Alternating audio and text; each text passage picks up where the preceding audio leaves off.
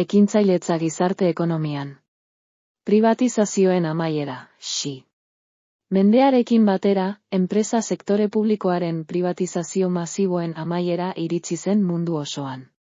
Balastatze horren arrazoiak askotarikoak dira. Europaren kasuan, funtsezko arrazoia da, ia ez dela geratzen privatiza daitekeen enpresa sektore publikorik.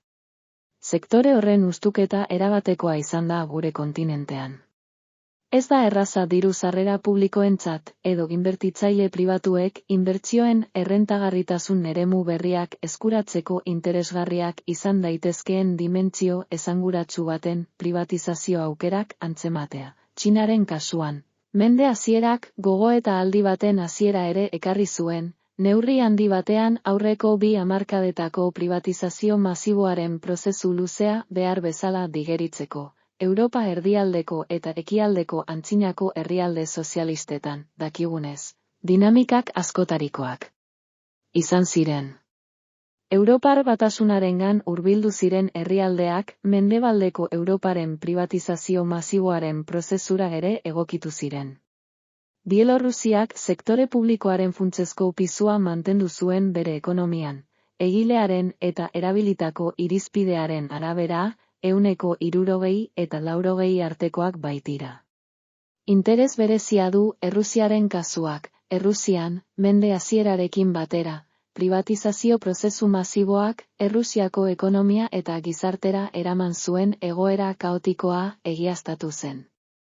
Enpresa askoren funtzionamendu eskasa, kapital ihes masiboa eta atzerriko eskuetan geratutako enpresen eta funtsezko sektoreen kontrola galtzea. Oro har, hainbat arrazoirengatik. Bazirudien garai neoliberalaren eta globalizazioaren oinarrietako bat izan zen privatizazio masiboen prozesua amaierara iritsi zela zirudien.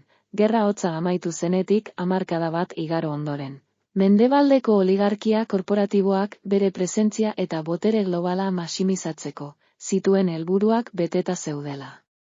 Zirudien eta privatizazio masiboak horretarako funtsezko tresna izan ziren, inbertitzaile pribatu handiei beren jarduera eremua zabaltzeko eta errentagarritasun nitxo berriak aurkitzeko ahalbidetu baitzien. Hala ere, mende aldaketaz geroztik ikusiko dugun bezala, gauzek ez zuten aurrera egin mendebaldeko botere korporatiboak aurreikusi bezala.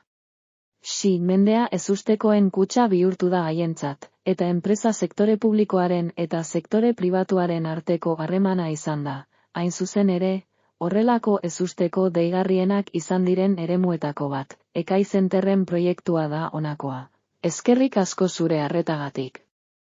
Jarraitu gurekin.